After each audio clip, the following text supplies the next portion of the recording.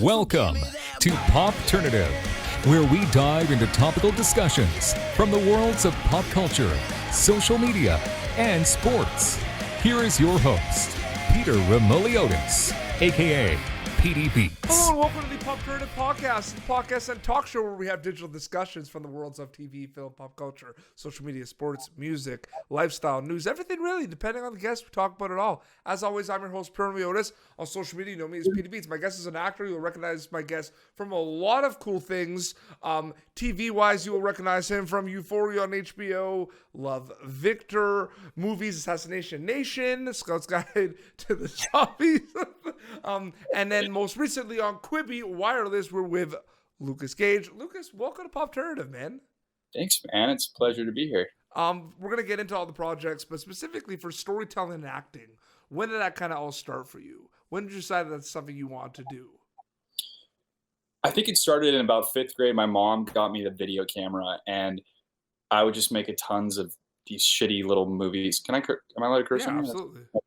I made all these shitty movies in my neighborhood, and they're horrible, but I would cast and act with all my neighbors and then make these horror films, a lot of horror films for some reason. And my mom was super supportive. She would like buy zombie makeup and buy props and all this cool stuff. So I think I really just that was my first like real love of storytelling, is just making these little films. No, absolutely. And what I love about, storytelling in the last kind of 5 years is the amount of content out there. And I'm just loving, like, I've always been a fan of like short films and short horror films, and just like the love that they're getting, I find in the last couple of years is awesome. Like, they're not going unnoticed anymore.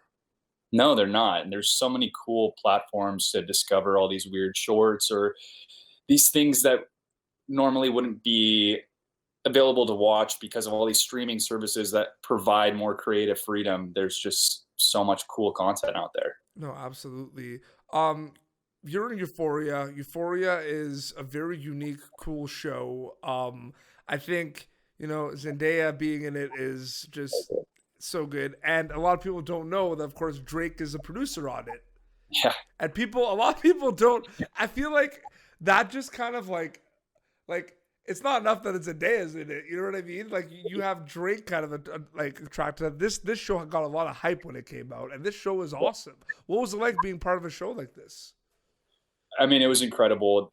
I love Sam Levinson so much, and that show, I mean, it had a fantastic budget to do incredible stuff with it, but the meticulous thought that is put into such little things, even the titles of the episodes, everything was like a 90s hip hop song, and like the little, he did a 30-second shot of Sylvia Plath and like the whole amount of little minute detail that he put in that you have to really, really look out for. I mean, everything is so thought out, and to be a part of this like hyper real visual with the music's amazing. Everything is amazing. That show is incredible. The characters are great.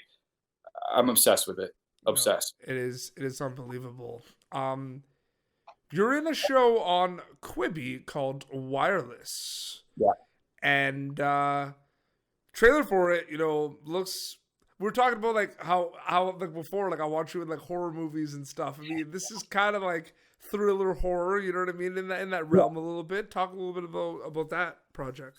Yeah, Quibi has a turnstile technology where you can kind of use your phone to tell a story. So this is like a very voyeuristic experience that utilizes the technology in the best way. I think it's the best show on Quibi that uses the platform for what it's made for, because you can actually interact with the character. And, when he's checking his phone, you flip your phone and you're on FaceTime with the character, or you're, checking Instagram with the character. So it's really cool. Yeah. And it makes you invested in the characters and in the story. And it's just creepy. Like, you feel like you're sneaking in these people's lives. So it definitely increases the thriller and the horror aspect of the show. So perfect segue. I mean, let's not beat around the bush. This genre is just like, it's so good lately. Yeah. Like, it's so good. Yeah. But what happened? It's so weird because it's like, and I was talking like, shout out to Aaron Dalla Villa friend of mine, he's in a movie called Pledge. And Mhm. I don't know if you saw that one yet, but if you have you seen that? The Hulu movie, right? Yeah, have you seen it? Yeah, no, I haven't seen it yet. Okay, well, if you have a chance, please see it. I will. Because like, look at it this way, okay? I was talking to him about this. They made this movie in 2017, right? Right. And it came out, a year and a half later. Low budget film, right? No big names in it, a bunch of nobodies. You know what I mean? The Yeah. acting in this movie is so good. Hmm. You know what I mean? It's like these it's like these horror movies just have amazing acting that is just as good as anything you're gonna see. You know what I mean? 100%. Yeah, I think Jordan Peele and so many other creative filmmakers have really stepped it up. Like Ari with God, why am I blanking on the name right now? Ari with Art from Midsommar, Midsommar and Hereditary. yeah, like I just think they've been really stepping it up, and yeah, I think horror used to be a genre that was kind of looked down upon, maybe. But I mean, I was always Yeah. obsessed with it. I Yeah. grew up watching Nightmare on Elm Street and all the screams and Dude, that. I have a list of movies because I'm just like, it's been crazy, like the amount of horror movies I watch, like. Yeah. But it's just like, it's funny because I'll probably watch like out of 20 that I've watched, out of the last 20 horror movies I've watched, Yeah. I would recommend like 14 or 15 of them. Yeah, they've Like all that's a been pretty great. good ratio. Yeah, sure. No, they're really really good, and I think that they're not just jump scare movies anymore. Like they all have really unique stories with very cool themes and very cool messages ingrained in it. I think they're great. So I what love can you it. talk about? Like talk about a few of them that you've kind of seen that like recently or like newer movies that you Mhm. really like in the horror genre. Oh, okay. I mean, Midsummer, that one I had a visceral reaction in the movie theater. Like I had a full blown panic attack watching that movie. When they were doing that on our terms, I don't know what happened. You can't do the bear suits. I could not do it. I was like having a full blown. That was uncomfortable. The bear suit part, that was Yeah. very uncomfortable. Like people are talking about other things that made them uncomfortable in the movie. That whole sequence was Yeah. just like, It was intense, man. Yeah. That was intense.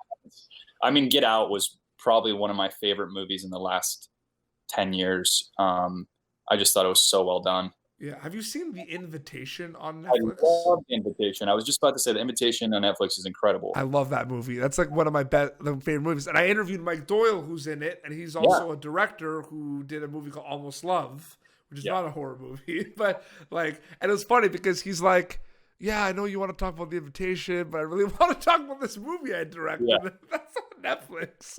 They're like, I don't care. I want The Invitation. But it's pretty. But that might be cool for you too as an actor too, where like for example, there's a lot of cool projects you've worked on, but there's some like what I told you about like in Euphoria, right? Like you kind of have a situation where like your character is getting like the crap kicked out of him. You know what I mean? No spoiler alert. But people kind of like you could do a lot of other things, and that's kind of like one sequence. But like, isn't it interesting how people can kind of like remember you for certain things? Yeah. Over others, you know what I mean? Like you might be a lead in like 5 movies, but it's like no, that's the guy who got the crap kicked out of it in Euphoria. I'm definitely not the lead in 5 movies. I've never been number one. I'm never at the bottom of the totem pole, but I'm always No, like. but you know what I mean though. Yeah, totally. Yeah. It's interesting to see what sticks out to you. But no, it's funny because I interviewed Giles Matty, and he is in one of my favorite recent horror movies that's on Netflix now called 1BR. Mm-hmm. If you haven't watched it, you got to see that one. Check that one out. But it's funny because he's like Giles is a pretty like he's done some pretty cool shows. Like he's had recurring in like True Blood and 24 and Once Upon a Time, right? And he just thought it was really cool because I literally wanted to interview him for 1BR, which is an indie film he did like 2-3 years ago. And he's like, it's a cool kind of change for him. You know what I mean?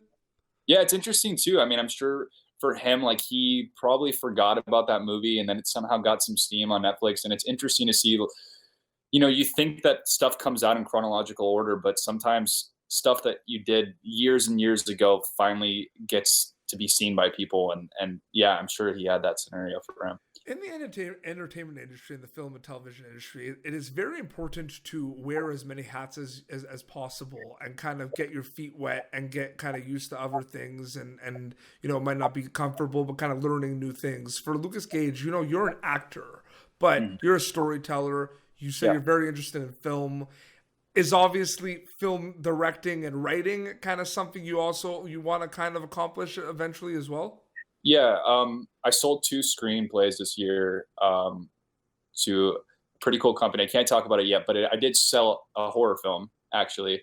So you're waiting for that for the interview, eh? You're waiting to say that in the interview because you didn't tell me that before. I didn't tell you before. I wasn't gonna. It's too good of a segue right there. But can't wait. Yeah, we're trying make this movie so I can watch it. Yeah, you'll love it as a horror fan. It definitely hits some really, really cool tropes. But yeah, I definitely want to wear all hats. I want to direct someday. I feel like I'm definitely more of a writer. Directing kind of scares the shit out of me, but the goal. I hear that a lot about directing. Like I have friends that direct, and they're like, it's pretty wild. I mean, I feel like if I did, because I'm also like I am actually writing like a short horror film myself. Oh, nice. Yeah. Oh yeah. Yeah, no, for sure. And then like I'm a big fan of like I like the reason why I like The Invitation is very like it's dinner party gone wrong, right? And there's a lot of dialogue that goes on, and there's a lot of like uncomfortable moments where people say things that you're like, oh my God. Yeah. This person. You know what I mean? Like, but it's not necessarily like a straight up jump scare, if you know what I mean. Yeah, it's like anxiety-ridden moments that you can connect to, and you're like, I was that person. I know that feeling so well. That genre is like almost mainstream right now. Like these horror movies, especially even like in October, like coming around like Halloween and stuff. Like these movies are like next level. Yeah, no, they really are. They really are raising the bar every single year with them. I want to tell you about something that I've noticed. I want to pick your brain about something I've noticed in the entertainment industry. So horror movies and nerd and geek culture, specifically like superhero stuff, I feel like that is like becoming more mainstream. More than the horror films, I find the nerd culture, geek culture, it's like cool to be a nerd. And like when I was growing up, I would be made fun of for wearing Spider-Man. And I just want to say that that's changed. You know what I mean? I'll be praised for wearing Spider-Man right now. And we're going to be praised for our horror films. Yeah, exactly. So you know where I'm getting from it. I'm noticing something interesting though. You mentioned on the top. I'm noticing there are guys who are known for comedy, like Jordan Peele, Seth Rogen, guys like that who are known for the comedy, that are like transitioning and working in these like up and coming mainstream genres of the superhero culture and the horror culture. So like Jordan Peele goes from being like Mad TV and an amazing writer, Key Peele, to this like horror genius. Right. And like Seth Rogen is like executive producing The Boys, which is kind of breaking the grounds in like superhero culture. So these are like funny guys. Like, what do you think about that? Have you ever thought about that? It's interesting. Yeah, I think that we have come to a place where they can coexist with each other, where we don't have to just be one genre and that's it. It's not so black and white anymore. So I think, yeah, like The Boys, which by the way, I saw Abraham Lim, my good friend, on your interview. Watched that the other day. That was great. Yeah, they can mesh these genres, and that's what I'm interested too. That's the stories that I want to tell, like the unconventional genre bending stories that we haven't seen before, because we've seen the traditional stuff done 100 different times. So how can we innovatively make these new stories and combine those stories together? He was great at The Boys. He was great. He was so good. That was a cool character. Yeah, it was. That show is like massive. Side note, he was in my acting class, and the day that he went to the audition, I wrote him a note. We're like a very lovey-dovey acting class, but I was like, Abraham, kick ass, you're going to book this job.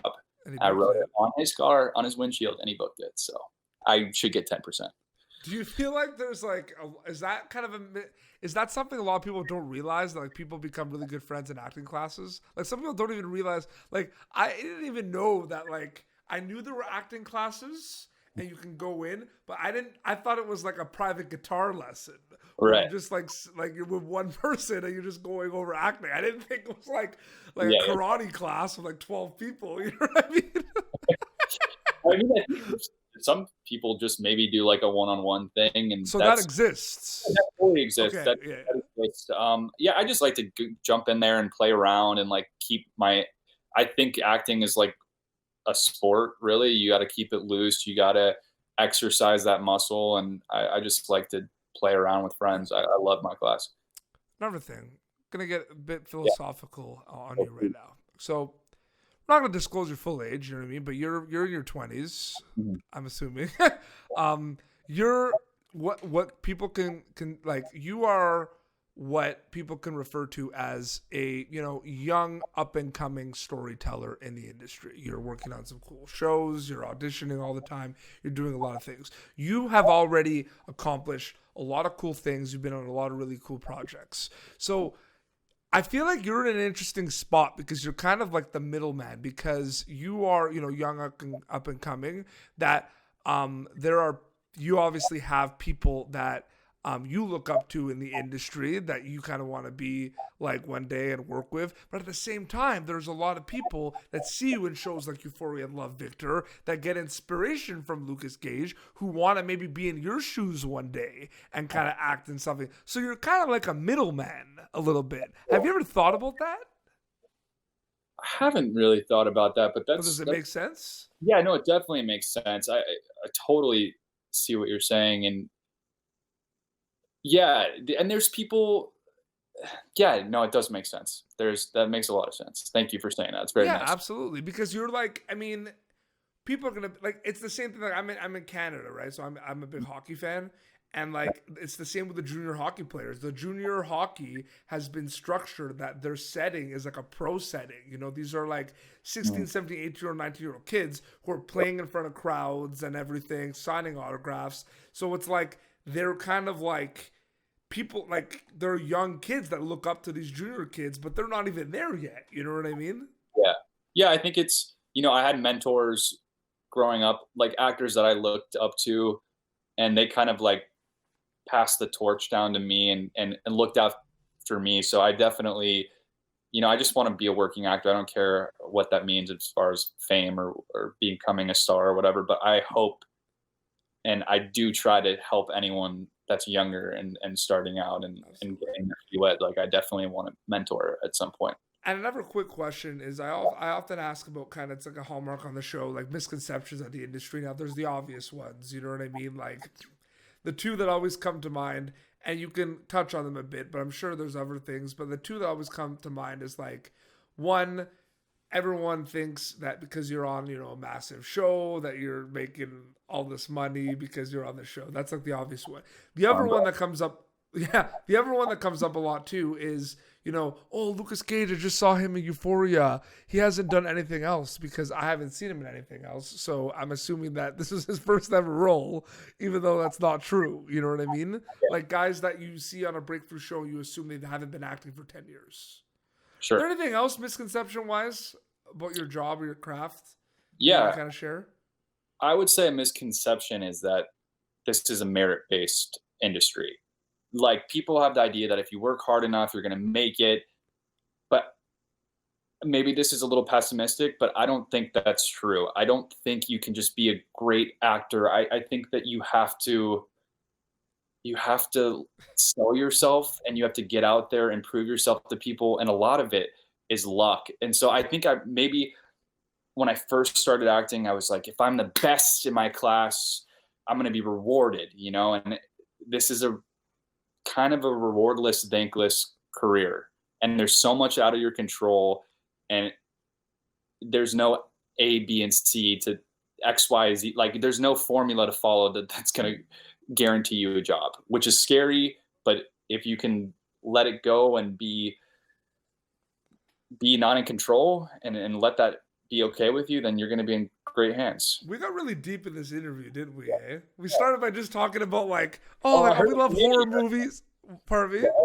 I heard you're Canadian right there. Yeah, sorry, it's a habit. Sometimes the about, like the about, sometimes it comes out a boot. Not gonna lie.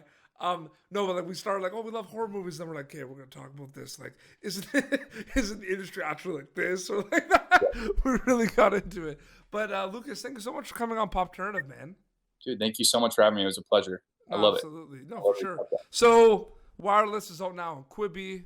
Yes. Euphoria, they can watch it on HBO. Yes. Anything else to plug? We got Angeline on Peacock coming out soon. TBD on the date. We're in a little pandemic right now, but we'll figure it out how to finish it. And yeah, you guys can catch it out soon. It's a really cool story. And where can people follow you on social media to keep up to date with everything? Just my name on everything. I just have Instagram and Twitter. But yeah, Perfect. That's yeah. awesome, man. Well, seriously, thank you so much. This was awesome. Yeah, it was great. Yeah. Well, this has been Popternative, youtube.com/Popternative for previous episodes. Until next time, this is Lukas Gage and Peter Beats signing off. Thank you for tuning in to Popternative. Make sure to check out our past episodes of Popternative on YouTube. Be sure to like Popternative on Facebook and follow us on Twitter. This has been an Autograph Communications production.